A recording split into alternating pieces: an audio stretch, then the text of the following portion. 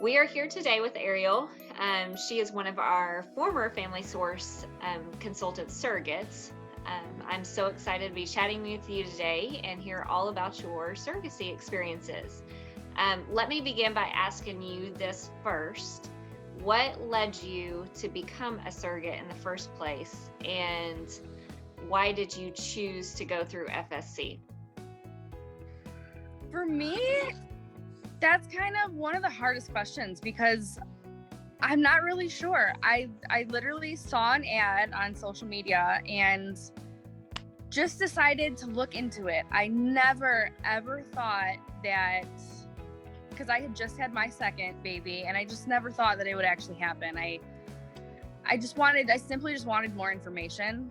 And the further I got and I passed the next step and the next step, and I'm like, oh my God, I was really meant to do this. Like, I could be really good at this, I qualify. Like, I kept getting deeper and deeper, and I realized I'm going to do this. Like, this is something I didn't know I wanted to do, but now that I'm in it and I got all this information and this team behind me, I'm like, let's go. And FSC they held your hand through everything. And I didn't know anything about any other agencies. So this was basically, I was learning everything new through them. And, the deeper and deeper I got, I realized I don't want to be anywhere else. This is exactly the team I want to work with. They make you feel welcome. And after that, it was it.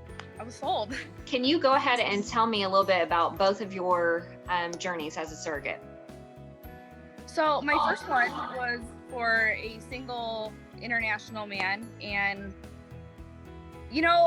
I don't know how you go about picking, or deciding who you're going to work with, but he just stood out to me.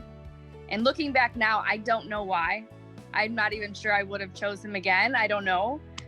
But he was amazing from the beginning. And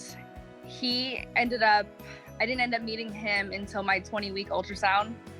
But we had communicated, over the phone all the way up until that point. And I felt like I knew him. And it was he too just held my hand. He wanted to be there every step of the way as much as he could. And it was just a great experience. I have no complaints. He was amazing to work with, and we still talk now. He was super special. He's family now.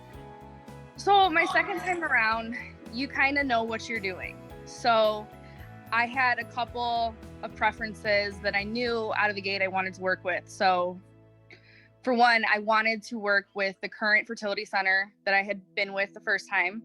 And I also wanted them because they were local to me. So, which meant I didn't have to fly or travel for any of the fertility testing or any of those appointments. But, and that was a huge thing for me personally.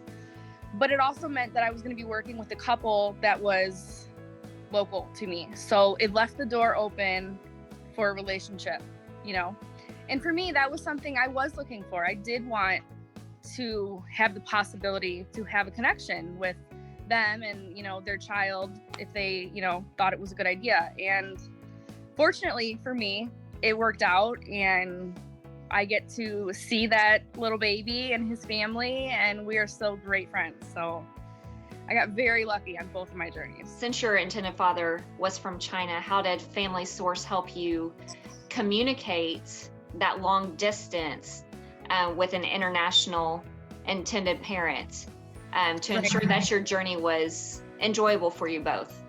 Right. And I don't know if I thought about it back then, about the hurdles that would bring, but Family Source made it easy by having the translators available to him and me. And they offered up an app that allowed us to talk internationally for free.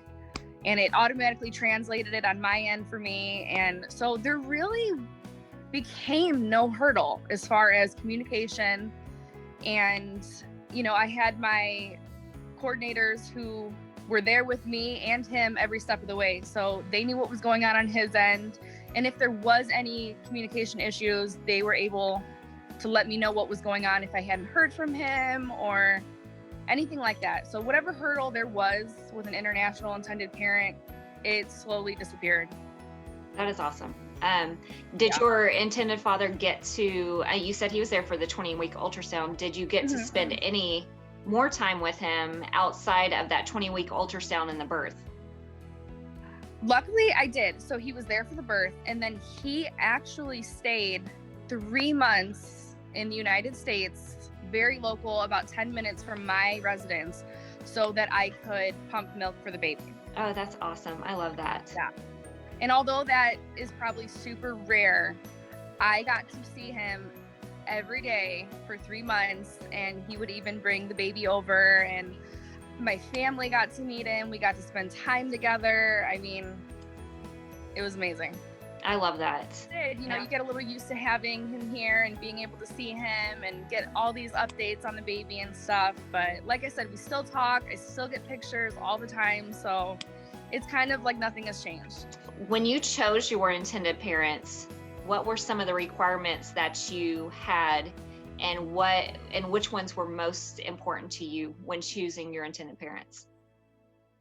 For my first journey, the only real specification I was desiring was for the possibility for there to be a relationship.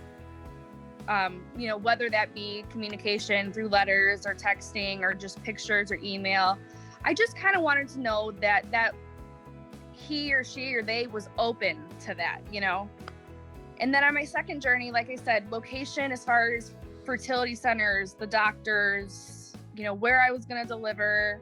I kind of wanted to be in agreement before I dove into anything. I wanted to know where I wanted to be on that. You know, I knew I wanted to be with the same doctor. I knew I wanted to deliver at the same hospital and possibly work with the same fertility center. And I knew I didn't want to travel. But again, the biggest thing for me is I wanted to know that there was a possibility that I could have a relationship, not so much with the child, but with the parents, to have updates and just to communicate and know how things are going. Sure. That was probably the only really big thing for me. Other than that, I was really flexible and open to just about anything, you know? Did you have any like specific requirements on personality? Because I know that's a big deal too. Or did Family Source already have matches based on your application? I feel like they did. I feel like Family Source did a really good job of weeding out what they thought I was looking for.